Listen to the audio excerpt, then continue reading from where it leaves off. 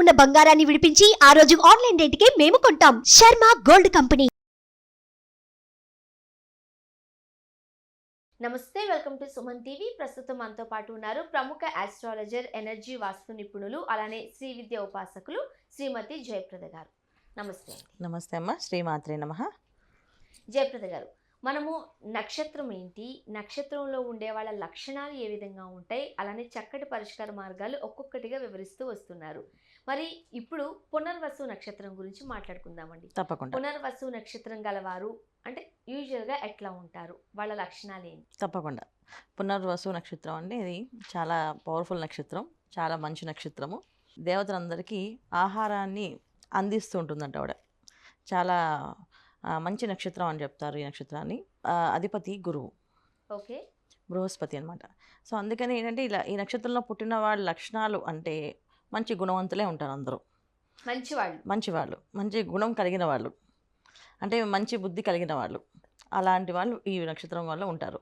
అయితే మనం పూర్తిగా ఈ నక్షత్రంలో ఇలాంటి లక్షణాలు మాత్రమే కంప్లీట్గా ఉంటాయి అని చెప్పడానికి కంటే ముందు మనం చెప్పాల్సింది ఏంటంటే, నక్షత్రం అనేటప్పటికీ వాళ్ళు ఉండే రాశి, లగ్నము, దీన్ని బట్టి వీళ్ళ ఆలోచన విధానం కానీ, వాళ్ళ శరీర తత్వం కానీ, మార్పులు కానీ ఏవైనా, అంటే మనిషి అందంగా ఉంటారు, చక్కగా ఉంటారు అనడానికి, ఎత్తుగా ఉంటారు, పొట్టిగా ఉంటారు అనడానికి ఇక్కడ మళ్ళీ ఇక్కడ లగ్నంతో హెరిడిటరీగా వచ్చే అవన్నీ దాని ప్రకారంగా ఉంటుంది.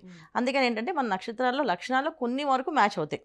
మనం ఏదైనా సరే 30%, 30-40%, అదే లగ్నం అయి ఉంటే 60-80% మ్యాచ్ అవుతుంది. పునర్వసు నక్షత్రము కర్కాటక రాశిలో ఉంటుంది, మిథున రాశిలో ఉంటుంది.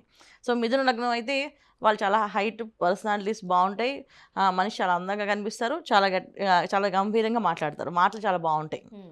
అదే మళ్ళీ కర్కాటకంలో పడ్డారనుకోండి, కొంతమంది షార్ట్గా ఉంటారు, చాలా సున్నితంగా మాట్లాడతారు, ఏదైనా మాట అంటే తట్టుకోలేరు, బాధపడుతూ ఉంటారు. సో ఈ రెండు కాంబినేషన్స్లో ఉంటుందన్నమాట. సో కర్కాటక రాశి లగ్నం కూడా అదే అయ్యింది అనుకోండి, ఇంకొంచెం సున్నితంగా ఉంటారు. కర్కాటక రాశి కర్కాటక లగ్నం అయితే ఇంకా వాళ్ళు బయట చూడడానికి గట్టిగా కనిపించే మనుషుల్లో అనిపిస్తారు, కానీ లోపలంతా చాలా సున్నితం అనమాట. ఏదైనా ఒక మాట అంటే కూడా తట్టుకోలేదు, టకటకటగా నీళ్ళు వచ్చేస్తుంటాయి ఆడపిల్లలకి అయితే. ఇంకా మగవాళ్ళైతే వాళ్ళు ఉన్న మనసులో ఉన్న విషయాన్ని బయట చెప్పుకోలేక ఎవరితో కలవకుండా దూరంగా ఉంటాయి, లక్షణాలు కూడా ఎక్కువగా ఉంటాయి. సో ఈ నక్షత్రం అన్నప్పటికీ మనకి ఇలాగా డిఫరెన్సెస్ ఇన్ని ఉంటాయి. ఓకే, ఇట్లా చూసుకున్నా వీళ్ళు కాస్త సెన్సిటివ్గా ఉండే మనుషులే. సెన్సిటివ్గా కొంచెం ఉంటారు, అంత మరీ సెన్సిటివ్గా ఉంటుంది. ఇప్పుడు కర్కాటకలో ఒకటే పాదం ఉంటుంది, మిగతా 3 పాదాలు మిథునంలో ఉంటాయి. సో సెన్సిటివ్గా ఉన్నప్పటికీ కూడా కొంచెం గట్టిగా మాట్లాడతారు, అంత మాట్లాడకుండా ఏమో అంత అమాయకులుగా కనిపించరు, అలాగని భయపడే భయస్తులుగా కాదు. చాలా తెలివైన వాళ్ళు, చక్కగా మాట్లాడగలరు, ఇతరులకు ఎక్కువ సేవ చేస్తూ ఉంటారు వీళ్ళు. అంటే వాళ్ళ ఫ్యామిలీ కోసమే కాకుండా బయట వాళ్ళకి కూడా హెల్పింగ్ నేచర్ ఎక్కువ ఉంటుంది. కాస్త ఇబ్బందికర పరిస్థితులే, అంత సెన్సిటివ్గా ఉన్న బ్రతకడం కష్టం అవుతుంది. వాళ్ళకి మీరు ఇచ్చే పరిష్కార మార్గాలు ఏంటి? జనరల్గా ఏంటంటే ఈ నక్షత్రం వాళ్ళు వెల్ సెటిల్డ్గా ఉంటుందన్న ఎప్పుడు కూడా లైఫ్. పునర్వసు నక్షత్రం అంటే ఫైనాన్షియల్గా కానీ, లేకపోతే వాళ్ళకి ఫైనాన్షియల్గా కాదు, వాళ్ళ ఆలోచన విధానం ఎప్పుడు కూడా ఒక ఏమీ అడగకూడదు అనే లక్షణం ఎక్కువగా ఉంటుంది. స్వశక్తి ఎక్కువ వీళ్ళకి, వాళ్ళు దాని మీద ఎక్కువ ఆధారపడాలి అనుకుంటారు. సో అందుకని ఏంటంటే డబ్బున్నా లేకపోయినా బయట వాళ్ళకి వీళ్ళ దగ్గర లేవు అనే విషయం చెప్పరు, ఎక్స్ప్రెస్ చేయరు. ఉన్న దాంట్లో బ్రహ్మాండంగా ఉండడానికి ఇష్టపడతారు. సంతృప్తిగా ఉండే లక్షణం ఎక్కువగా ఉంటుంది. అంటే మాకు ఇది లేదు, మాకు ఇది ఉంటే బాగుండేది అని చాలామంది అనుకుంటాం కదా, మేము ఇంత సంపాదించిన, ఆడంబరంగా ఉంటారు, ఆడంబరం ఉంటుంది.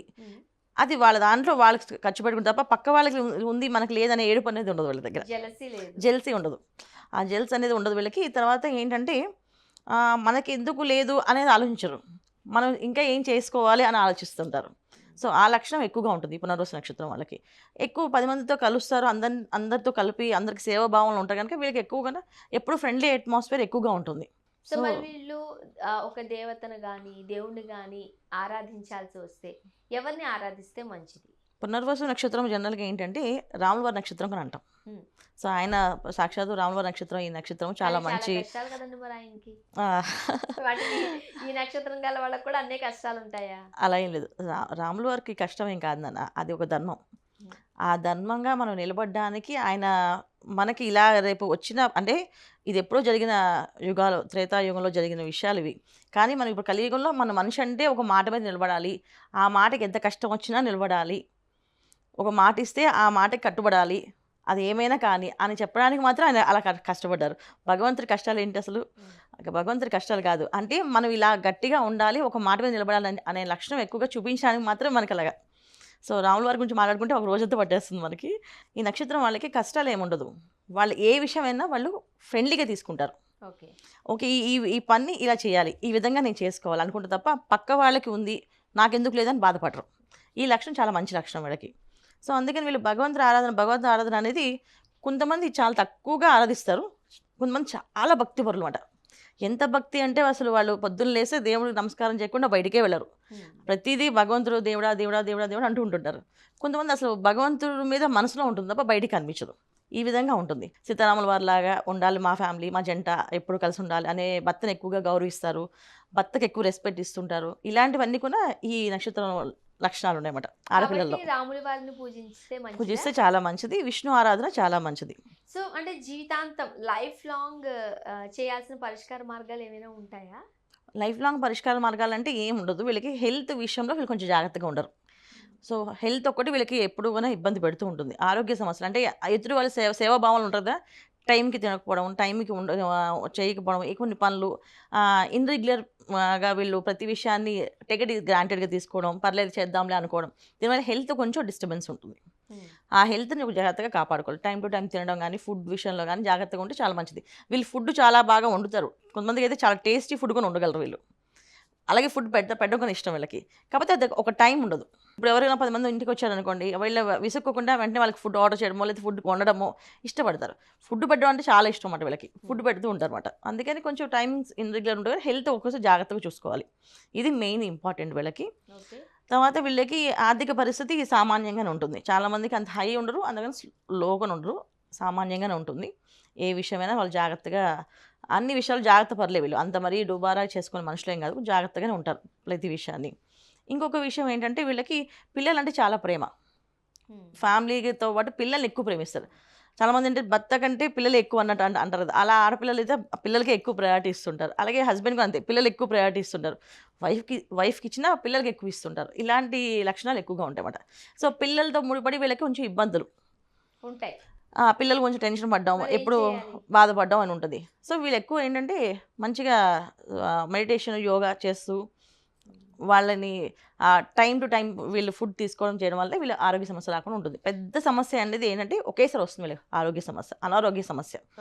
అది అంటే కర్కాటకం అంటే ఉదరం అంటాము, మిథునం అంటే బాహువులు అంటాం. సో అంటే ఎప్పుడైనా వీళ్ళకి వస్తే ఏమవుతుందంటే బ్యాక్ పెయిన్స్ సంబంధించింది కానీ, తర్వాత వీళ్ళకి గ్యాస్ట్రిక్ సంబంధించిన ప్రాబ్లం కానీ ఇలాంటివి వచ్చే అవకాశం ఉంది. ఇలా రావడం వల్ల ఏమవుతుంది అంటే ఒకసారి హాస్పిటల్కి వెళ్ళామంటే ఇంక మళ్ళీ తిరిగి వచ్చే అంత అవకాశం ఉండదు. ఇప్పుడు కొన్ని సందర్భాలలో ఈ క్షేత్రానికి వెళ్ళాము, దర్శించుకొని వచ్చాము, మాకు మంచి జరిగింది, మళ్ళీ రిపీటెడ్గా ఈ కష్టాలు మాకు ఉండవు అని అంటూ ఉంటారు. మరి ముఖ్యంగా పునర్వసు నక్షత్రం వాళ్ళు ఏ క్షేత్రాన్ని దర్శించుకుంటే మంచిదంటారు? భద్రాచలం క్షేత్రం, రాముల వారి క్షేత్రం. ఓకే. ఆ క్షేత్రం చాలా విశేషమైన ఫలితం వస్తుంది, చాలా బాగుంటుంది. ఎప్పుడు వెళ్ళి అక్కడ నిద్ర చేయడం ఉండడం వల్ల బాగుంటుంది. వీళ్ళు ఎక్కువ మెడిటేషన్, టైం మెయింటైన్ చేయడం, ఫుడ్ విషయంలో వీళ్ళు కొంచెం టైం మెయింటైన్ చేసుకుంటే అనారోగ్య సమస్య పడకుండా ఉంటారు. ఇప్పుడు ఆరోగ్య సమస్య ఉండడం వేరు, అనారోగ్య సమస్య అంటే బాగా పెద్దగా రావడం ఇబ్బంది వేరు. వీళ్ళు చాలా పెద్దగా ఒకసారి ఇబ్బంది పెట్టి మనుషుల్ని చాలా ఇబ్బంది పెడుతుంది. అంటే అప్పుడు చుట్టూ ఉండే వాళ్ళందరూ కూడా ఏం చేసే పరిస్థితి ఉండదు, అలాంటి పరిస్థితి వెళ్తారు. జాగ్రత్త చర్యలు తీసుకోవాలి. సో సాధారణంగా పునర్వసు నక్షత్రం వాళ్ళ లక్కీ నంబర్ ఏంటి? ఏ కలర్ డ్రెస్ వీళ్ళకి, అంటే కలర్ వీళ్ళకు సూట్ అవుతుంది, రైట్? అలానే ఏ పనైనా సరే ఏ రోజు మొదలు పెడితే మంచిదంటారు? వీళ్ళకి ఏ పనైనా గురువారం మంచి కలిసి వస్తుంది అన్న పునర్వసు నక్షత్రం. ఎందుకంటే గురువు అధిపతి ఆ నక్షత్రానికి. సో గురువారం వీళ్ళకి బాగా కలిసి వస్తుంది. 3 నెంబర్ వీళ్ళ లక్కీ నెంబర్ ఉంటుంది. అండ్ 3 అండ్ తర్వాత 5 నెంబర్ కూడా వీళ్ళ లక్కీ నెంబరే. 3 and 5 వాడుకోవచ్చు. కలర్ వచ్చేసి గోల్డ్ కలరు, క్రీమ్ కలరు, తర్వాత లైట్ కనకాంబరం కలర్ అంటాం. కనకాంబరం కలర్లో ఆ కలర్స్, లైట్ ఆరెంజ్, చాలా లైట్ కలర్లో ఉంటుంది.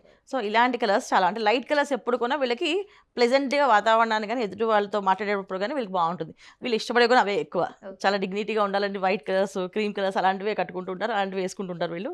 బాగుంటుంది, మంచిదే అంటారు. మంచిది, చాలా మంచిది. సో మచ్ అండి. పునర్వసు నక్షత్రం వాళ్ళు ఎలా ఉంటారు, అలానే చక్కటి పరిష్కార మార్గాలు అందించారు. ధన్యవాదాలు. నమస్కారం అమ్మా. శ్రీమాత్రే నమః. సుమన్ టీవీలో మీ పర్సనల్ అండ్ బిజినెస్ ప్రమోషన్స్ కోసం కింది నెంబర్కి కాంటాక్ట్ చేయండి.